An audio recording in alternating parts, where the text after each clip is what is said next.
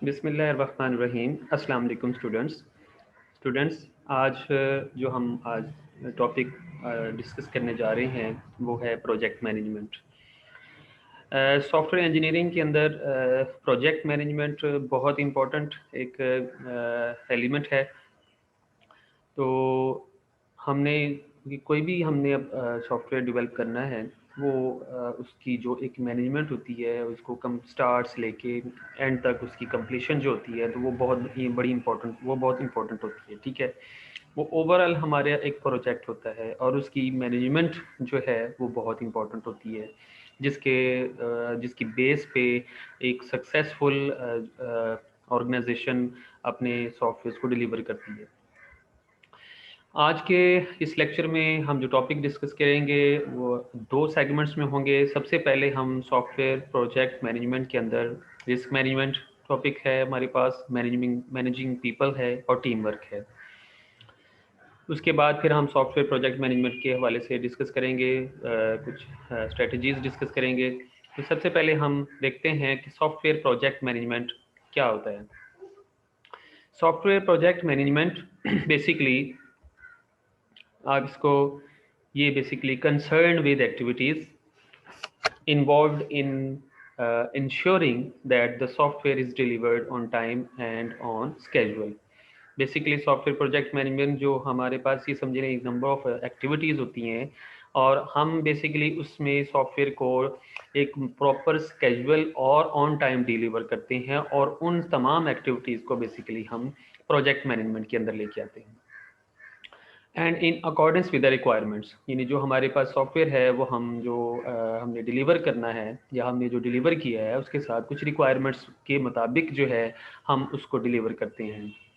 Of the organization developing and procuring the software, या हम फिर उस ऑर्गेनाइजेशन में जो है और सॉफ्टवेयर को इम्प्लीमेंट करते हैं, उसको डिलीवर करते हैं।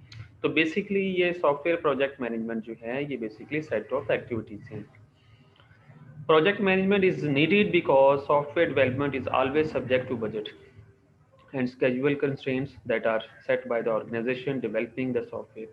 अब जी आपको ये चीज़ आपको पता है कि प्रोजेक्ट मैनेजमेंट में जो हमारी जिस चीज़ की ज़रूरत होती है वो बजट होता है और एक स्केजुअल कंस्ट्रेंट्स होती हैं। ये दो मेन कंस्ट्रेंट्स होती हैं जिसमें बजट यानी कॉस्ट आ जाती है और एक ड्यूरेशन आ जाती है।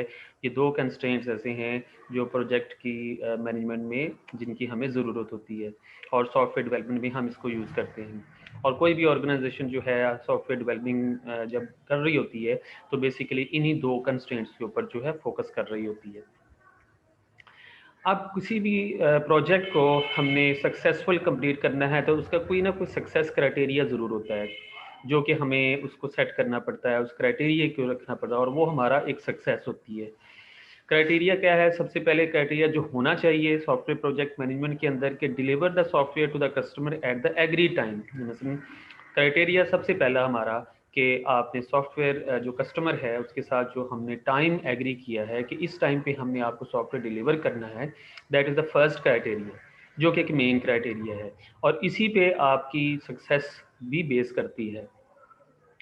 Keep overall cost with in budget. दूसरा हमारे पास है कि हमने कोशिश करनी है कि हमारे पास जो कॉस्ट है और जो बजट है उसी के अंदर है कि हमने उस कॉस्ट को रखना है या उसी में रहकर जो है सॉफ्टवेयर को प्रोजेक्ट को कंप्लीट करना है। Deliver software that meets a customer expectations, यानी हमारा जो तीसरा क्राइटेरिया कि कस्टमर्स की एक्सपेक्टेशंस जो हैं वो आप मीट कर हों, देन आप उसको सॉफ्टवेयर को डिलीवर करें। कि जो कस्टमर एक्सपेक्ट करता है कि हमें ये सॉफ्टवेयर जो मैंने जिस तरह से चाहा है वैसे ही हमें जो डिलीवर होगा है, तो this is main criteria, success criteria. Maintain A happy and well function development team. अब आपके पास चौथा क्राइटेरिया क्या होना चाहिए कि जो कि बहुत इंपॉर्टेंट है कि एक तो आपको अपनी happy and well function development team होनी चाहिए। आपके पास जो टीम हो वो हैप्पी भी हो और वेल फंक्शनिंग भी हो। मीन कि वो सारे के सारे जो आपकी डेवलपमेंट टीम है वो एक दूसरे के साथ कोऑपरेट भी करते हों, है लाइक इनकी मुकम्मल वो जो स्किल्ड पर्सन या स्किल्ड डेवलपमेंट टीम होनी चाहिए आपके पास। तो फिर आप ये समझ सकते हैं कि आप अपने कोई भी सॉफ्टवेयर प्रोजेक्ट जो है वो सक्सेसफुली कंप्लीट कर लेंगे। तो team is very important and customer satisfaction very important. ये हमारा सक्सेस क्राइटेरिया है सॉफ्टवेयर प्रोजेक्ट मैनेजमेंट के अंदर। सॉफ्टवेयर मैनेजमेंट डिस्टिंक्शन, एक ये चीज़ें तो आप बेसिकली देख चुके हुए हैं कि सॉफ्टवेयर मैनेजमेंट डिस्टिंक्शंस कि प्रोडक्ट जो होती है वो इंटेंजिबल होती है आपके पास। यानी अब इसमें ये चीज़ है कि बहुत सारे और हर प्रोजेक्ट में प्रोजेक्ट मैनेजमेंट चलती है, चाहे वो सॉफ्टवेयर हो, चाहे वो इंजीनियरिंग हो, कोई भी प्रोजेक्ट हो, चाहे वो इलेक्ट्रिकल हो। बट हमारी हम जो चीज़ डिस्कस कर रहे हैं वो सॉफ्टवेयर मैनेजमेंट के अंदर डिस्कस कर रहे हैं कि हमने बेसिकली सॉफ्टवेयर प्रोजेक्ट कंप्लीट करना है। और आपको ये पता है कि सॉफ्टवेयर जो है, जो हमने प्रोडक्ट बना रहे हैं, वो एक इंटेंजिबल प्रोडक्ट होता है। That is you already know that software project managers cannot see progress by simply looking at the artifact that is being constructed। मसलन कि सॉफ्टवेयर मैनेजर जो है वो cannot see progress by simply looking at, यानी कि आप सिर्फ ये नहीं कह सकते, देख के ये नहीं कह सकते कि आपका सॉफ्टवेयर कहाँ तक कंप्लीट हो। जैसे कि एक प्रोडक्ट होती है, वो एक फिजिकली बना रहे हैं तो हमें पता है कि इतनी कंप्लीट होगी, इतनी रह गई है। बट सॉफ्टवेयर के हवाले से आप ये नहीं कह सकते कि आपका प्रोजेक्ट जो है वो कंप्लीट हो चुका हुआ है। एक इंटेंजिबल है, उसमें कोडिंग है, वो कितनी है और how many lines of coding जो है लेफ्ट है और कितनी चाहिए, उसमें ये नहीं पता चलता। कोडिंग जहाँ जहाँ जरूरत पड़ती है हम कोडिंग करते रहते हैं, जो जो रिक्वायरमेंट्स आती हैं हम कोडिंग करते रहते हैं, ठीक है। इसी तरह many software projects are one of projects. अब ये इसका मतलब ये है कि जो हमारे पास लार्ज प्रोजेक्ट्स होते हैं वो आम तौर पर यानी बड़े जो वो प्रीवियस प्रोजेक्ट से टोटली डिफरेंट होते हैं। आपने अक्सर देखा होगा कि हमारा जो प्रीवियस वर्जन होता है और जो लेटेस्ट वर्जन होता है उन दोनों में बहुत फ़र्क होता है, इंटरफेस में भी फ़र्क होता है, फंक्शनैलिटीज़ में भी फ़र्क होता है। तो ये बेसिकली सॉफ्टवेयर प्रोजेक्ट्स होते हैं, वन ऑफ प्रोजेक्ट्स होते हैं, जिसमें ये नहीं होता कि हर सॉफ्टवेयर अगर पिछला वर्जन सेम है तो उससे अगला भी वो सेम होगा, डिफरेंट होंगे। Even managers who have lots of previous experience may find difficult to anticipate problem. ये भी ये होता है कि जो नए हैं जो उसमें प्रॉब्लम्स डिस्कस करने में या फाइंड आउट करने में भी प्रॉब्लम होती है। Software processes are variable and organization, यानी कि सॉफ्टवेयर प्रोसेसेस जो हैं वो वेरिएबल हैं, उसमें चेंजिंग आती रहती है, उसके प्रोसेसेस में तब्दीलियाँ आती रहती हैं। ऑर्गेनाइजेशन स्पेसिफिक तो हो सकते हैं। We can still reliably predict when a particular software process is likely to lead to a development problems. तो बेसिकली ये कुछ ऐसी डिस्टिंक्शंस हैं जिसमें हम कह सकते हैं कि जो जो प्रोडक्ट्स हैं वो डिफरेंट ऑर्गेनाइजेशन के हवाले, डिफरेंट फील्ड के हवाले से डिफरेंट होती है। तो हमने बेसिकली हम जो चीज़ डिस्कस करें, हम सॉफ्टवेयर प्रोजेक्ट मैनेजमेंट के बारे से डिस्कस कर रहे हैं। अब सॉफ्टवेयर जो मैनेजमेंट या प्रोजेक्ट मैनेजमेंट की कुछ एक्टिविटीज़ हैं जो कि एक स्टैंडर्ड है। सबसे पहले हमारी प्रोजेक्ट की प्लानिंग होती है, जिसमें हम प्लानिंग करेंगे, एस्टिमेटिंग करेंगे। यानी हमने एक तो प्लानिंग होगी फर्स्ट ऑफ ऑल, दूसरा एस्टिमेटिंग होगी कि हमने उस प्रोजेक्ट में का एस्टिमेट लगाना है कि कितना वो प्रोजेक्ट कितने में कंप्लीट होगा। और एक स्केजुलिंग होती है, प्रोजेक्ट डेवलपमेंट होती है और असाइनिंग पीपल टू टास्क। और पहला काम कि हमारे पास जो फर्स्ट मैनेजिंग टास्क के एक तो होगी हमारे पास प्लानिंग, ठीक है। एस्टिमेटिंग कि कितना एस्टिमेट लगेगा हमारे सॉफ्टवेयर को कंप्लीट करने के लिए, इसको कॉस्ट के हवाले से भी आप कह सकते हैं। और बहुत सारी चीज़ें होती हैं वो हम आगे डिस्कस करते हैं। तो और उसके बाद स्केजुलिंग प्रोजेक्ट आ गया और फिर हमारे पीपल टू टास्क। ये प्लानिंग में आपके पास चीज़ आ गई कि आपने एक तो प्लान कर लेना है, उसके बाद एस्टिमेट लगा लेना है और एक स्केड्यूल बना लेना है कितनी देर में आपने प्रोजेक्ट को कंप्लीट करना है। और फिर आपने उन टास्क को पीपल्स या जो भी हमारे स्किल्ड पर्सन हैं, डेवलपमेंट टीम है, उसको असाइन कर देना है टास्क। उसके बाद रिपोर्टिंग बहुत ज़रूरी है कि कितना काम हो गया है या कस्टमर के रिक्वायरमेंट के मुताबिक कितना। यानी कि प्रोजेक्ट मैनेजर जो मेन असल होते हैं वो रिस्पॉन्सिबल होते हैं, यानी ये मेन असल पर्सन होता है दैट लीड्स टू, यानी जो पूरे प्रोजेक्ट को मैनेज कर रहा होता है, रिस्पॉन्सिबल होता है। रिपोर्टिंग ऑन द प्रोग्रेस, यानी कि कितना सॉफ्टवेयर यानी सॉफ्टवेयर की प्रोग्रेस कहाँ तक होगी है of a project to customers and the managers of the company development of the software. Means कि हमारे पास कितना वो जो काम जो है वो रिपोर्टिंग आपको पता है साथ साथ ज़रूरी होती है, उसके बगैर ये नहीं होता कि हम बनाते जाएंगे, रिपोर्टिंग होगी नहीं, कितना रह गया, कितना कस्टमर्स के हवाले से जो भी है, ये रिपोर्टिंग बहुत इंपॉर्टेंट है। उसके बाद असल मेन जो चीज़ है वो है रिस्क मैनेजमेंट। उसमें टाइम भी आ जाता है, उसमें कॉस्ट भी आ जाती है, रिस्क बहुत इन्वॉल्व होता है। हर सॉफ्टवेयर, हर प्रोजेक्ट की कंप्लीट के लिए कोई भी आप काम कर लें, रिस्क इन्वॉल्व होता है। रिस्क के तो उस रिस्क को हमने मिनिमाइज करना होता है। तो प्रोजेक्ट मैनेजर जो है रिस्क को असेस करते हैं कि यानी चेक करते हैं रिस्क कितना कॉम्प्लेक्स है या लाइट है, अकॉर्डिंग टू द रिस्क वो असेस करता है और उसको फिर सॉल्व करने की कोशिश करता है जो कि प्रोजेक्ट पे अफेक्ट करते हैं।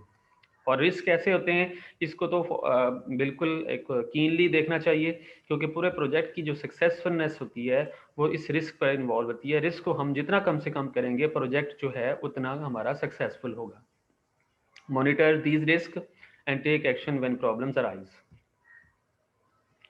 जैसी कोई प्रॉब्लम आए तो हमने जो है वो जो भी एक्शन जो है वो लेना है।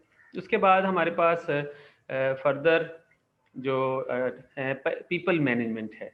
Project managers have to choose people for their team and establish ways of working that leads to effective team performance, ये चीज़ होगी। उसके बाद प्रपोजल राइटिंग होती है, ये तो एक मेन आपको पता है, कोई भी प्रोजेक्ट होता है उसकी बाकायदा एक प्रपोजल ज़रूर होती है जिसमें एक प्रॉब्लम स्टेटमेंट होती है, ठीक है, और उसकी बस आगे डिटेल होती है और उसको हमने सॉल्व कैसे करना है उसकी सारी डिटेल होती है।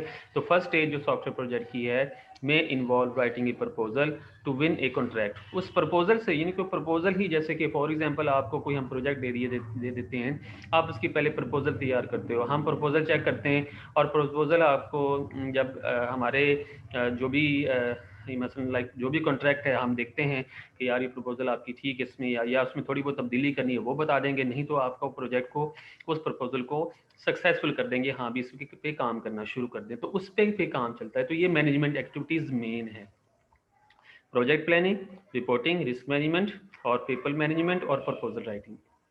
उसके बाद आता है रिस्क मैनेजमेंट।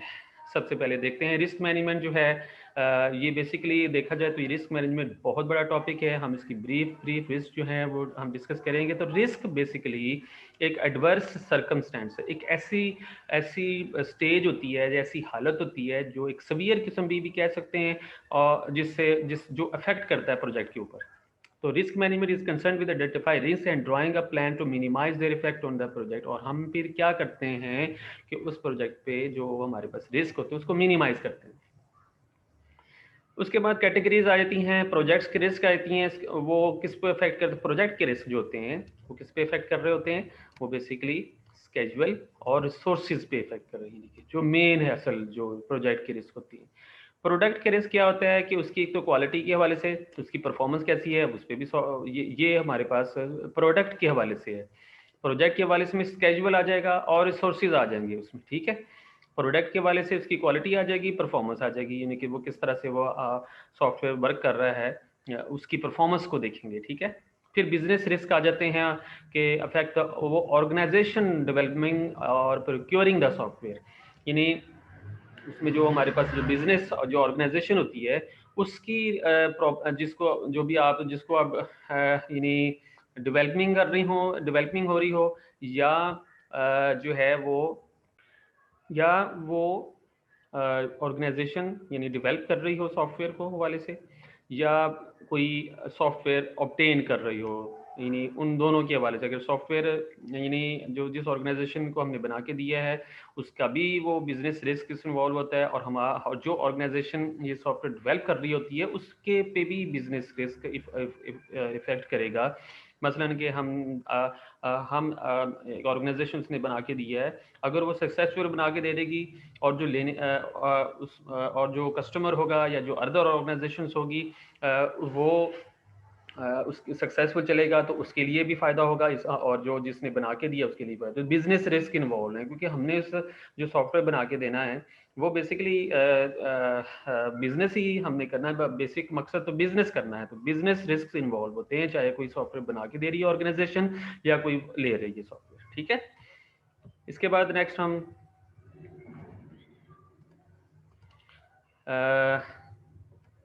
नेक्स्ट हमारे पास एग्जांपल्स ऑफ कॉमन प्रोजेक्ट, कुछ रिस्क आ जाते हैं, ये पूरा टेबल है आप देख लीजिएगा।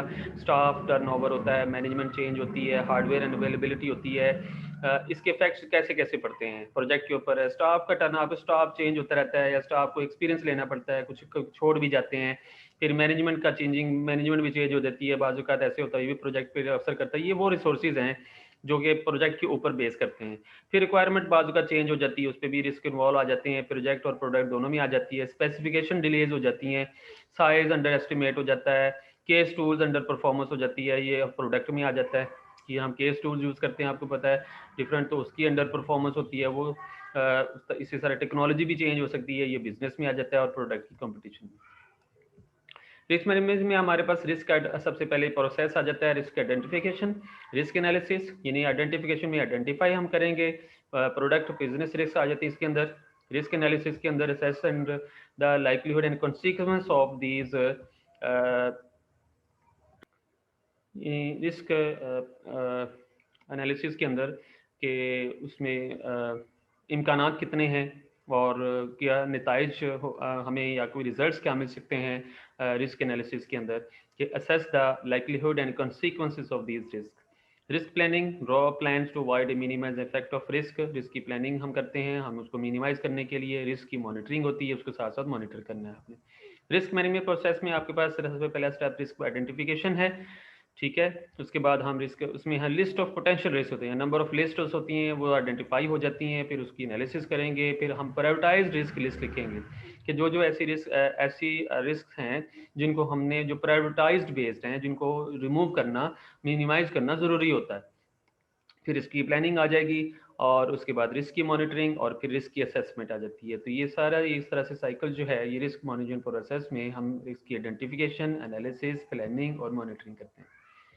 रिस्क की आइडेंटिफिकेशन में हम देखेंगे कि सबसे पहले चेकलिस्ट ऑफ कॉमन रिस्क लिखेंगे। टेक्नोलॉजी रिस्क होते हैं, पीपल के रिस्क होते हैं, ऑर्गेनाइजेशन रिस्क होते हैं, टूल्स के रिस्क होते हैं। ये सारी चीज़ें रिस्क में इन्वॉल्व होती हैं, कि ये बहुत इंपॉर्टेंट है आज समझने की। टेक्नोलॉजी आपको पता चेंज होती रहती है, पीपल्स भी चेंज होते रहते हैं, ऑर्गेनाइजेशन रिस्क हो जाती है, मैनेजमेंट चेंज हो जाती है, टूल्स चेंज हो जाते हैं, बाद का टूल्स की अवेलेबिलिटी नहीं होती, रिक्वायरमेंट्स चेंज हो जाती हैं। तो ये सारी रिस्क की आइडेंटिफिकेशन हम करेंगे। इसमें टेक्नोलॉजी, ये सारी वही चीज़ें। रिस्क की एनालिसिस होती है कि अभी वो कितना लो है, मॉडरेट है, हाई है या वेरी लो है, और उसके कुछ कॉन्सिक्वेंसेस भी होते हैं, कि जो कॉन्सिक्वेंसेस क्या हैं, हमें उससे रिजल्ट्स क्या मिलते हैं, नताइज क्या मिलते हैं। कैटास्ट्रॉफिक मीन उसको बहुत आपको पता है, उससे कुछ ना कुछ हमें नुकसान होता है, सीरियस में ज़्यादा, और टॉलरेबल और इनसिग्निफिकेंट, ये सारी चीज़ें हमारी रिस्क की एनालिसिस में आ जाती हैं। रिस्क की टाइप्स, लो, हाई, मॉडरेट, सीरियस, ये आपकी टाइप्स आ जाती हैं। और जिस तरह जो भी ये हमारे रिस्क हैं, और ये उसकी प्रोबेबिलिटी होती है और इफेक्ट्स होते हैं, ठीक है। रिस्क की फिर हम प्लानिंग करते हैं, ठीक है। कंटिजेंस अवॉइडेंस स्ट्रेटजी होती है कि या तो अवॉइड कर लें, या उसको सॉल्व कर लें, या अवॉइड कर लें, ठीक है। इसमें मिनिमाइजेशन स्ट्रेटजीज आ गई, कंटिजेंसी प्लान्स आ जाते हैं हमारे पास, कि उसमें अगर तो कोई चीज़ इन्वॉल्व हो जाती है, फिर हम एक कंटिजेंसी प्लान होता है। मसलन आप नॉर्मल रूटीन से हट के उसको हल करने की कोशिश करते हैं, या आप उसको कहें कि एक चैलेंजिंग चीज़ हो जाती है, जिसमें हम फिर कंटिजेंसी प्लान्स बनाते हैं कि उसको रिस्क को कैसे कम से कम करना है। तो this is called contingency plan. Strategies to help manage risk है क्या, उसमें हमारे पास ऑर्गेनाइजेशन से प्रॉब्लम्स भी आ जाती हैं। उसके बाद रिक्वायरमेंट प्रॉब्लम, स्टाफ इलनेस भी आ जाती है, जिसकी वजह से यानी हम जिसमें हम कोई ऐसी स्ट्रेटजीज देख लें और उसको रिस्क को मैनेज कर लें, ठीक है। तो उससे पहले ही हमें ये चीज़ों का पता होना चाहिए, रिस्क का इन्वॉल्व होना चाहिए, पता होना चाहिए, ताकि हम उसको हैंडल कर सकें। उसके बाद इसकी मॉनिटरिंग वेरी इंपॉर्टेंट है। हमें असेस करना चाहिए, आइडेंटिफाई रखना चाहिए, और साथ साथ जो भी रिस्क आती है तो उसको हम जो है साथ साथ उसको मिनिमाइज करें। रिस्क के इंडिकेटर्स आपको पता है, रिस्क की टाइप एक टेक्नोलॉजी है, और लेट डिलीवरी ऑफ हार्डवेयर और support software, many reported technology problem जो है कि people, organisational tools, requirements and estimation आ जाती है। मैनेजिंग पीपल सबसे पहले है, managing people are in and organisation most important asset होती हैं, तो हमें पीपल्स को सबसे पहले मैनेज करना पड़ता है। Task of managers are essentially people oriented, यानी कि मैनेजर का भी टास्क बेसिकली वो पीपल ओरिएंटेड होना चाहिए। जो हमारे वर्किंग मेंबर्स होते हैं उनके ऊपर ज़्यादा फोकस होना चाहिए। Unless there is some understanding of people उन्हें मैनेजमेंट विल बी अनसक्सेसफुल। अगर अंडरस्टैंडिंग नहीं होगी हमारे आप मैनेजिंग जो भी पीपल्स के दरमियान, तो कोई भी वो मैनेजमेंट विल बी अनसक्सेसफुल होगी। वो the poor people management is an important contributor to the project failure. ठीक है, इसके इंडिकेटर्स हैं कंसिस्टेंसी होने। Team members should all be treated in a comparable way without favourites और डिस्क्रिमिनेशन। ये तो आपको पता है कि हर मेंबर के साथ सेम एक यानी कि एक बिहेवियर होना चाहिए। रिस्पेक्ट बहुत इंपॉर्टेंट है।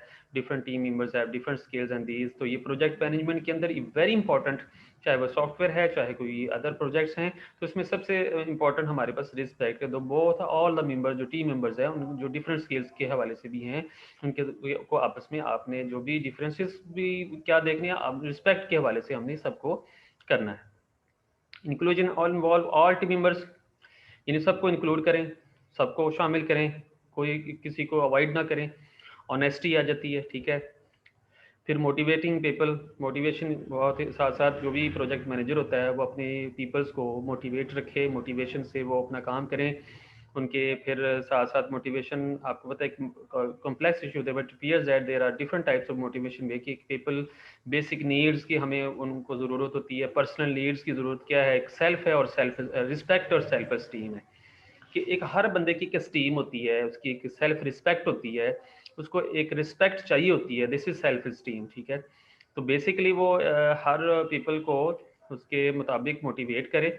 ठीक है, सभी सोशल नीड्स होती हैं। ठीक है, तो हमारे पास जो ह्यूमन नीड हायरार्की है वो उसमें हमारे पास सेल्फ रियलाइजेशन जो इंसान की जो ज़रूरियात हैं, जो एक सोशल नीड्स भी हैं, स्टीम नीड्स भी हैं, रिस्पेक्ट उसको चाहिए होती है, सेफ्टी की ज़रूरत होती है, उसकी सेफ्टी भी चाहिए होती है, और फिजियोलॉजिकल नीड्स भी होती हैं। ठीक है, कि वो इन तमाम चीज़ों को लेके तो वो प्रोजेक्ट मैनेजर जो होता है वो अपने पीपल्स को मोटिवेट रखता है। Satisfaction very important. ठीक है, जैसे सोशल है, नीड सेटिस्फेक्शन, प्रोवाइड सोशल एक सेटिस्फेक्शन होनी चाहिए। सोशल नेटवर्किंग जो भी है, steam, recognition of achievements, appropriate reward, ये है कि काम अच्छा किया है उसको अप्रिशिएट करना चाहिए, दिस इज स्टीम। ये एक अप्रोप्रिएट रिवार्ड होता है जिससे वो उसकी सेल्फ स्टीम जो होती है वो बढ़ जाती है। सेल्फ रियलाइजेशन में ट्रेनिंग हम करते रहें ताकि वो खुद भी देख सकें कि हम रिस्पॉन्सिबिलिटी से काम करें। इसी तरह पर्सनैलिटी टाइप्स होती हैं, टास्क, अब फिर पर्सनैलिटी टाइप्स को भी देखते हैं कि कुछ टास्क ओरिएंटेड होते हैं, कुछ सेल्फ ओरिएंटेड, इंटरेक्शन ओरिएंटेड होते हैं। The needs hierarchy is almost certainly an oversimplification of motivation in practice. तो different personality types। ठीक है, task oriented है, the motivation of for doing the work is the work itself। ठीक है, task यानी कि जो भी वो task कर रहा है वो oriented होना चाहिए। self work is a means to an end which is achievement of individual goals to get rich to play। ये basically self oriented होता है कि आप एक इंडिविजुअली बंदा जो भी है गेट रिच है तो वो किस तरह से, फिर वो सेल्फ ओरिएंटेड है, टू प्ले टेनिस है या ट्रैवल है, ये सेल्फ ओरिएंटेड चीज़ें। इंटरेक्शन ओरिएंटेड है, principal motivation is the presence and action of coworkers, आपस में क्या वर्कर्स जो हैं या उनके एक्शन जो हैं कैसे वो एग्जिस्ट करते हैं। People go to work because they like to go work. ठीक है, मोटिवेशन बैलेंस होना चाहिए। ठीक है, इसी तरह से टीम वर्क वेरी इंपॉर्टेंट है। ठीक है जी, कि most software engineering is a group activity होती है। Development schedule for most non trivial software projects is such that they can not be completed by one person, यानी एक पर्सन के हवाले से नहीं, वो अपना एक पूरी टीम के थ्रू काम चलता है, तो एक टीम वर्क होना चाहिए। तो group, good group is cohesive होना चाहिए, इनके दरमियान आपस में एक कोऑर्डिनेशन होनी चाहिए, इंटेग्रिटी होनी चाहिए, टीम स्पिरिट होनी चाहिए। ठीक है, ग्रुप इंटरेक्शन इज ए की डिटर्मिनेंट ऑफ ग्रुप। ये समझ लें, ग्रुप इंटरेक्शन एक मेन एलिमेंट है, डिटर्मिनेंट है ग्रुप परफॉर्मेंस का। Flexibility is a group composition is limited. ठीक है, ग्रुप कोहेसिवनेस लाजमी है, ग्रुप क्वालिटी स्टैंडर्ड्स होने चाहिए, team members learn from each other, knowledge is shared, refactoring and continual improvement, यानी कि जो ग्रुप मेंबर आपस में काम करते हैं, कलेक्टिवली काम करते हैं, उनके रिजल्ट को और उनको प्रॉब्लम को फिक्स करने के हवाले से ये सारी चीज़ें रिवाइज होती रहनी चाहिए। इफेक्टिवनेस ऑफ ए टीम है, people in a group organization, यानी टीम की इफेक्टिवनेस किस पे बेस करती है, पीपल पे, ग्रुप ऑर्गेनाइजेशन पे और कम्युनिकेशन के ऊपर। और फिर मेन सेलेक्टिंग ग्रुप मेंबर्स हैं, मैनेजर्स और टीम लीडर्स, और to create cohesive group create करे, ताकि एक पूरा एक कंसिस्टेंसी हो तमाम मेंबर्स के अंदर, उनकी टेक्निकल स्किल्स, उनकी पर्सनैलिटीज़, उनका आपस में बिहेवियर और उनका जो भी थिंकिंग वगैरह जो भी। फिर उसके बाद असेंबलिंग की टीम है, उसके बाद फिर जाहिर बात ये सारी चीज़ें जो, और फिर ग्रुप कंपोजिशन है, टास्क ओरिएंटेड, यानी ये वो मेन चीज़ें हैं जो